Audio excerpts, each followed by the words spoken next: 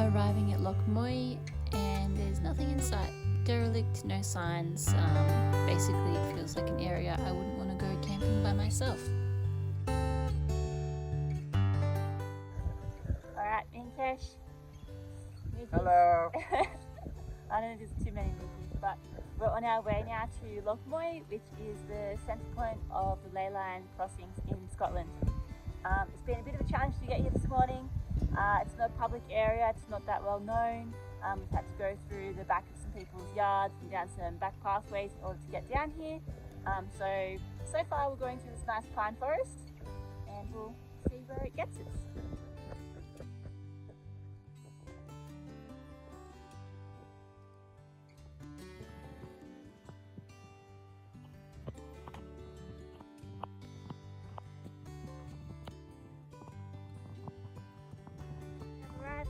Here's the lake, Loch. It was quite hard to get to.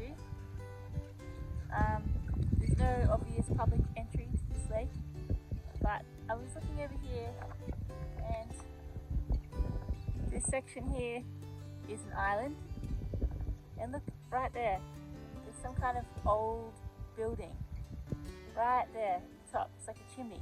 And there's an old tree growing out the top of the chimney, which suggests to me that it's not in use currently. When I look at the map, it doesn't tell me that there is anything over there. It doesn't say there's any ruins. There's really no entry to this place, no signpost, nothing at all. It's just a lake, but there is something over on the island in the middle, an old building. I would love to know what it is. I don't know how to get across there unless I have a kayak. Or I was going to swim.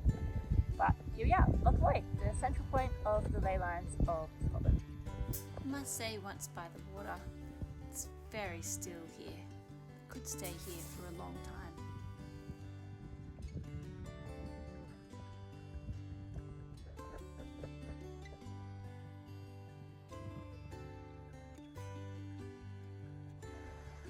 So we walked past this chair before, and going close, there's a picture of the lake, but not just a picture of this lake, there's also the island in the middle with the mysterious building. Ooh, mysterious building. But so strange that this beautiful artwork at the seat is here in such nothingness area. No signs, no entry allowed, just a busy road. There's absolutely no pathway or any signs saying, welcome, go and have a look at the lake. It's just all keep out, private property. But someone knows this place is special. We walked further on and we came to a grave site. When I enter a new site of importance, I like to observe, feel the space, see what's around. I noticed a sycamore tree or a maple tree. It's important to take note of the trees. Maple trees in Celtic culture represent protection, keeping away the evil spirits, commonly planted at the front of a house. They also represent a connection with the spiritual world, our current waking world, and the underworld. Seems like a fitting place to have a maple. Certainly felt like I needed some protection at this cemetery. The vibe is very, very strange. It's quite scary. And the oldest gravestone we found was 1818. As observing the house nearby, it had no eaves. It was big, cold windows for eyes, and the water feature at the front was barren, broken stones, and not working. The energy didn't feel good. This dark window is the scariest. Kesh heard breathing from it. I kind of believed him. I didn't want to be scared, but it was kind of scary. We both didn't want to go in there.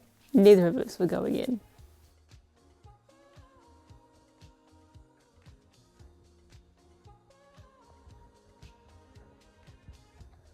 Okay, me and Kesh were just leaving the graveyard graveyard site.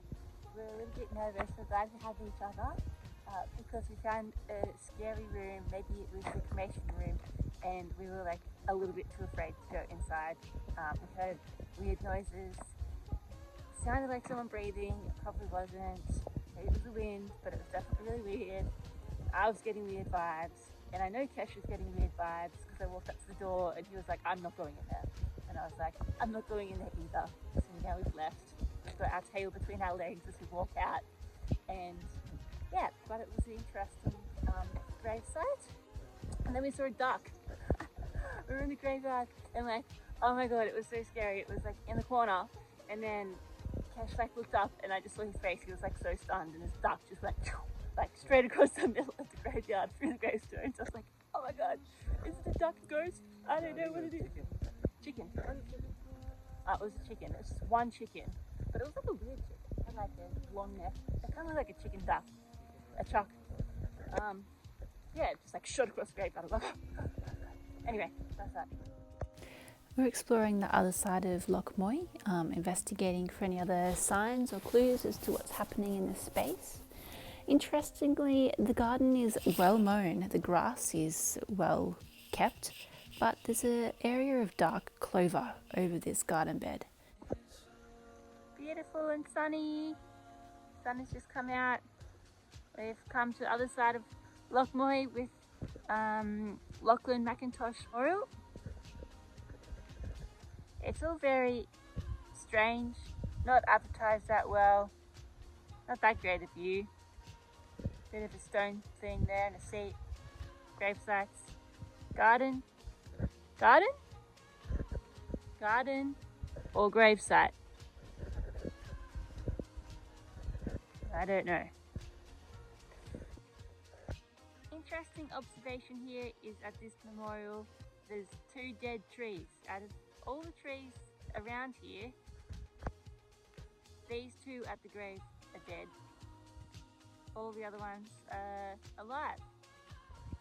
It's just a very, very kind of forgotten, strange area.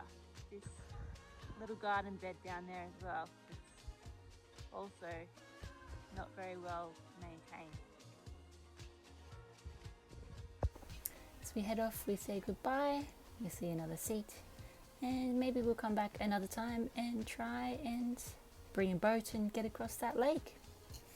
Adios, amigos. Until next time.